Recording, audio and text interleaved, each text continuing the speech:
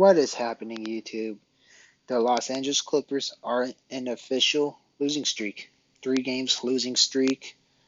Um, all three of them, they were close games, and we could have just easily won 3 games, but we made a lot of mistakes. A lot of it was due to Ty Lue's coaching decisions, and I'm just gonna scroll to the next slide, and just I'm gonna have y'all just take a look at all the way how Ty Lue distributed the rotations tonight. But anyways, I'm gonna briefly recap 2 games. So the Kings, Ty Lue, he pretty much closed out with Marcus Morris. He was getting fried on defense and doing nothing on the offense. And Ty Lue, he went ridiculously small before giving Diabate actual minutes. And it was the same thing against the Denver Nuggets. That's why I didn't feel like making a video on Sunday night, because it was pretty much the same damn thing. He closed out with Marcus Morris rather than Terrence Mann. And this game, I guess I could say Ty Lue improved, and he did not close out with Marcus Morris. So let's clap our hands, everybody. Round of applause. Well, I mean, it's Ty Lue's standard, so I mean, I guess progress is progress, but he did not close with Marcus Morris, but he still did not close out with Terrence Mann.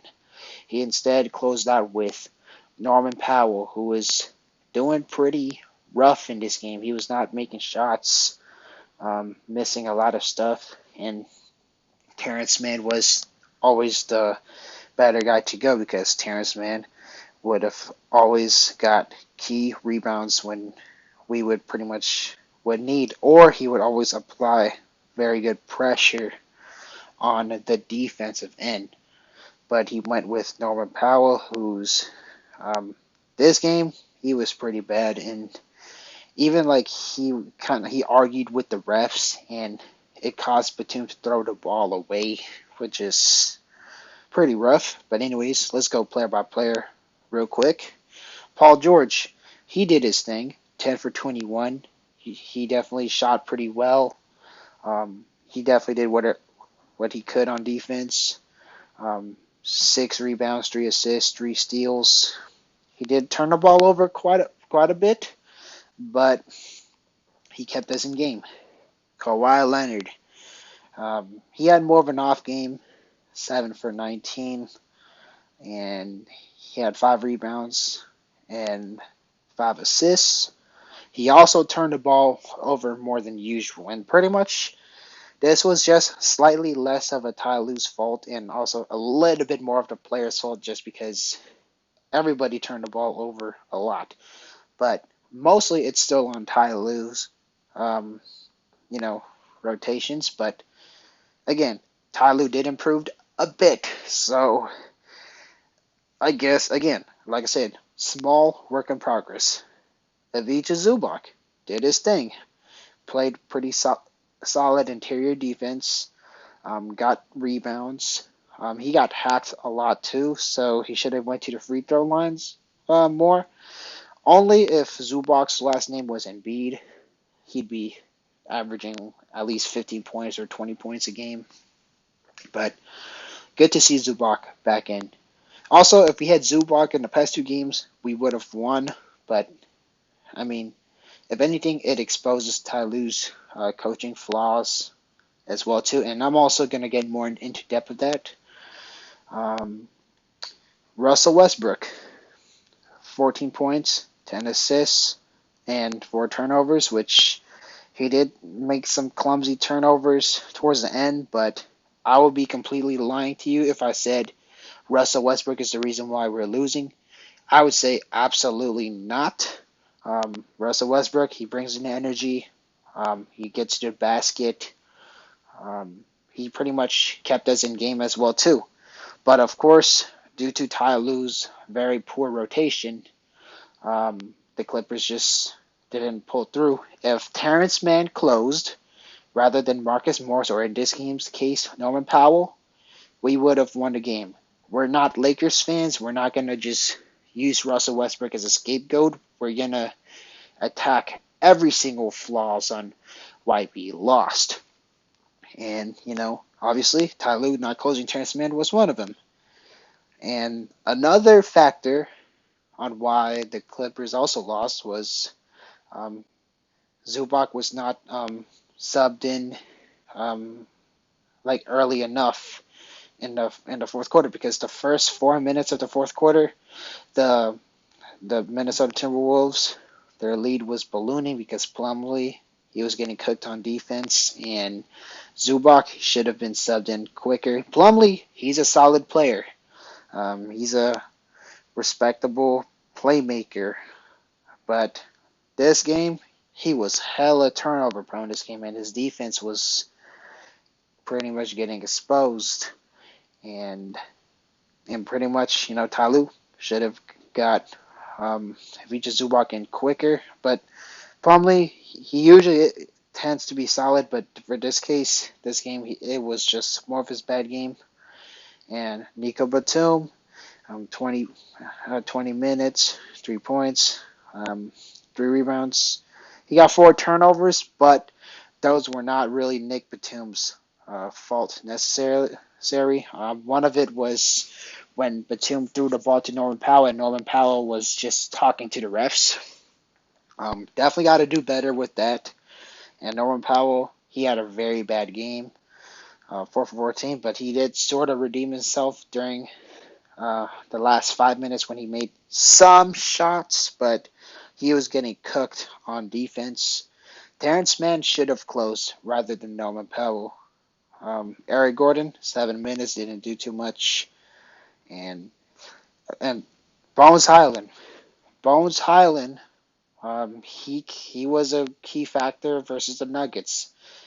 That's another flaw that Ty Lue also made, is not playing Bones Highland when, I guess, Russell Westbrook was off the bench. Bones Highland, he should be our primary 6-man, because Bones Highland, he brings that offense. He brings the energy, and he also, makes our offense going pretty good too, and pretty much more ball movement and more energy. But of course, Ty Lue, whether is he actually a bad coach, or he's just supposedly trying to hide his talent and then wait till the playoff come, then he just all of a sudden coach very good. I mean, there are some theories that Ty Lue's doing that, and I mean, during the playoffs in 2021, Ty Lue did coached half good and half bad. In my opinion, Ty Lue coached good towards the end of the series, but then at the same time, Ty Lue did coach pretty bad that dug us down the hole. So it's pretty contradictory to say that Ty Lue's actually trying to just hide his magic hands, because one thing that separates Ty Lue from Doc Rivers is at least Tyronn Lue, he adjusts. Doc Rivers, he never adjusts. But still, at the same time, Tyronn Lue lately has been a Doc Rivers lately. And the past 2 games, it definitely showed. Ty Lue did one slight adjustment by not playing Morris during the crunch, which is, again, I guess, work in progress. But still, he still had a lot of flaws. Morris still started, and that just doesn't really make any sense.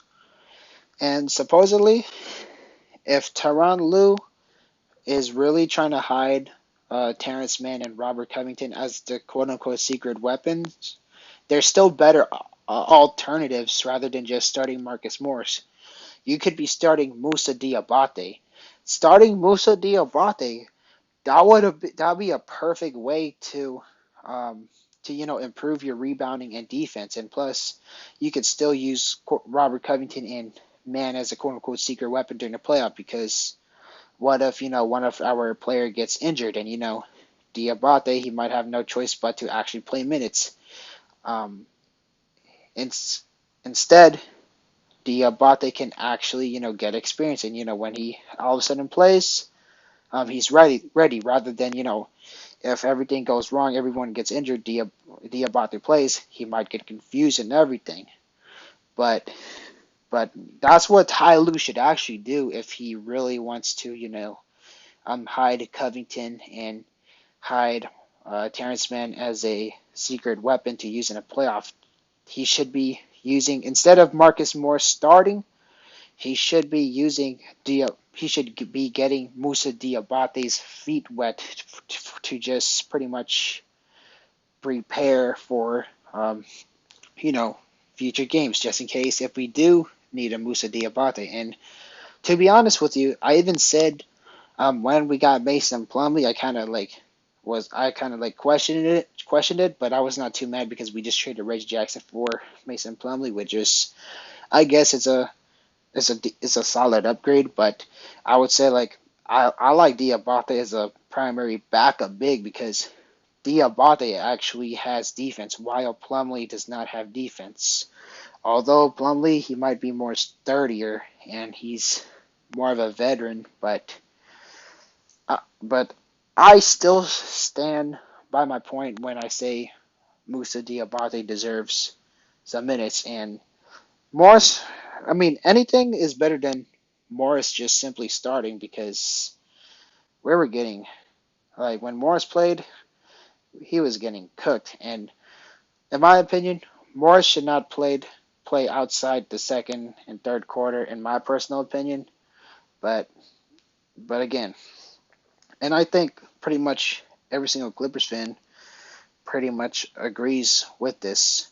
And then that's all I gotta really say about the Clippers side of perspective. But now let's go to the Timberwolves. Jaden McDaniels hitting threes like nothing. Part of it was, not playing Terrence Mann enough, playing too much Marcus Morris. He gave the Timberwolves breathing room for offense. Kyle Anderson, that guy was scoring inside like nothing, and that man got 10 rebounds. Rudy Gobert, even he had a good game. 16 points. His rebounding was not the best, but he Gobert was actually pretty solid in this game. Mike Conley, um, I looks like Mike Conley is kind of like their slight upgrade, because noticeably the Wolves have been, I believe, correct me if I'm wrong, but I think I heard they've been winning more games because of Mike Conley, because he definitely moved the ball around and he doesn't turn the ball over and all that, and his defense is respectable. And I don't know, and the Wolves, they did trade a lot for Mike Conley though, so I don't know what the Wolves were doing by trading D'Angelo Russell for just Mike Conley, but I guess for the short term, he's a solid solution for them, I guess, but not for the long term. Anthony Edwards, he did damage in the first half, but then the second half, he was a bit more quiet, thankfully, because Kawhi's defense, um, he got a lot of turnovers, but he got some rebounds and assists. Taurean Prince, decent 10 points. Naz Reid, who's an athletic backup big, 12 points, 8 rebounds, 2 assists. McLaughlin, man, he almost got double digits. Austin Rivers didn't do too much. Nikhil, he didn't really do too much other than get some assists and 5 points. But I mean, man, we really lost to the Minnesota Timberwolves. Ty Lue, you gotta tighten up, man. Next game. If you really want to hide Covington's and Terrence Mann's, and use him as a quote unquote secret weapon, if that's true or not, or Ty Lue, do you genuinely think starting Marcus Morris is a good thing? Because if you think starting Marcus Morris is a good thing, then I don't know what to tell you. And next game, I better see some Bones Highland minutes. I better see Terrence Mann closing. Um, you know, obviously playing Musa Diabate would be really nice, but obviously that is unfortunately a dream because, of course, Ty Lue, he doesn't really like to trust rookies despite them being more than capable enough of actually getting minutes. But that's definitely my opinion in general. But let me know what is your standpoints and everything. But anyways, try your best to have a good night. I know it's hard. We've been in a 3-game losing streak. This is it's beyond me. This is crazy. But anyways, I'm sure some people are gonna comment in the comment sections, and I would definitely be down to chat with y'all. Just let me know what y'all think about the rotations, because here's the thing about the Clippers. The Clippers have more than enough talent, but the Clippers just don't know how to use them. And we can get all the stars we want, but if you don't know how to use them, you're pretty much screwed. And Clippers have more than enough, but Ty Lue's just playing the wrong players. But anyways, that should wrap up the video. Much love. Peace.